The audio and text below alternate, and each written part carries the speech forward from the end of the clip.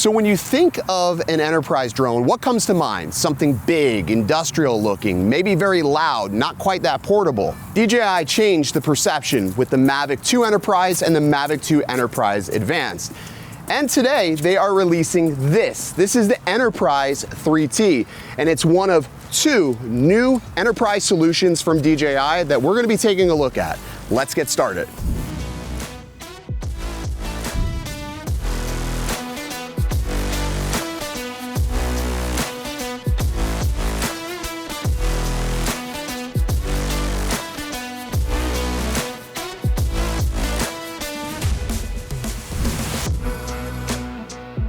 Today we're talking and focusing mostly on the Mavic 3T and all of its features and benefits. And like I do in all of my videos, we're going to be breaking it down into segments, and let's just get into it talking about the design and build quality of the 3T. Now, the build quality is basically going to be the same whether you bought the thermal version or the mechanical shutter version. The only difference is the payload on the front. One's going to have a camera with 3 sensors, including that thermal sensor, and the other is going to have the mechanical shutter. But essentially on the exterior of this drone, it looks relatively similar, and almost from the underneath, you wouldn't be able to tell that this is an enterprise drone. It's only till you turn it over that we see they've made some enhancements for enterprise customers. The first obvious enhancement is the fact that we now have a dedicated beacon at the back of the drone.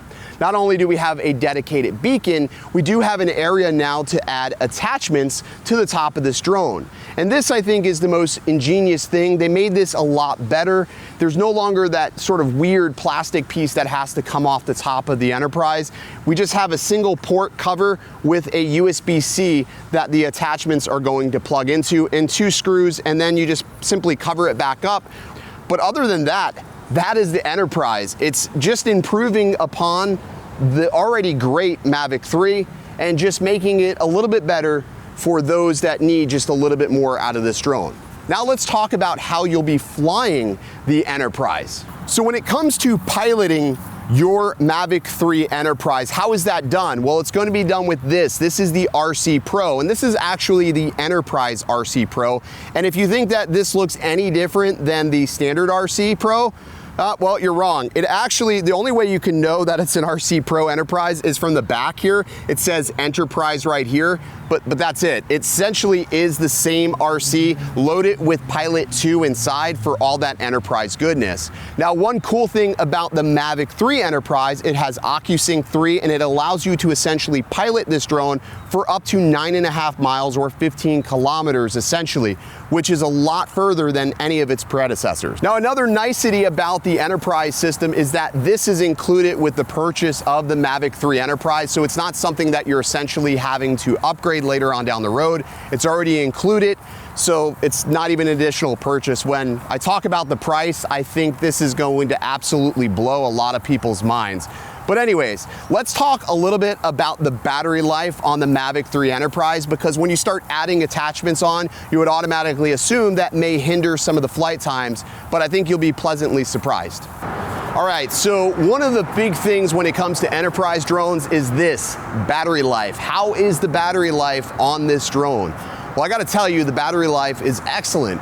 It actually doesn't waver too much from that of the Mavic 3. We're getting 38 minutes of hover time and over 45 minutes of full flight. All right, so keeping your batteries charged and staying up in the air with an enterprise solution is a whole nother task.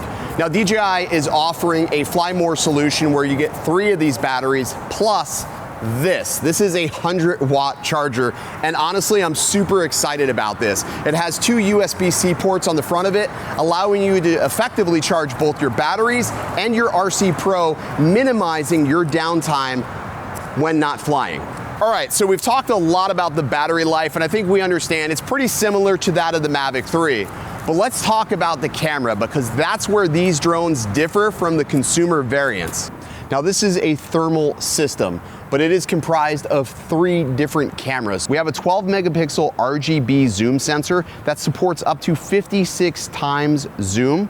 so you can be really far from an object and zoom in on it and be able to sort of capture additional details within the image. Then of course we have the thermal sensor, which supports 640 by 512 resolution, along with customizable color palettes. So if you don't like what you see on the screen here, you can change it to any one of your favorite color palettes.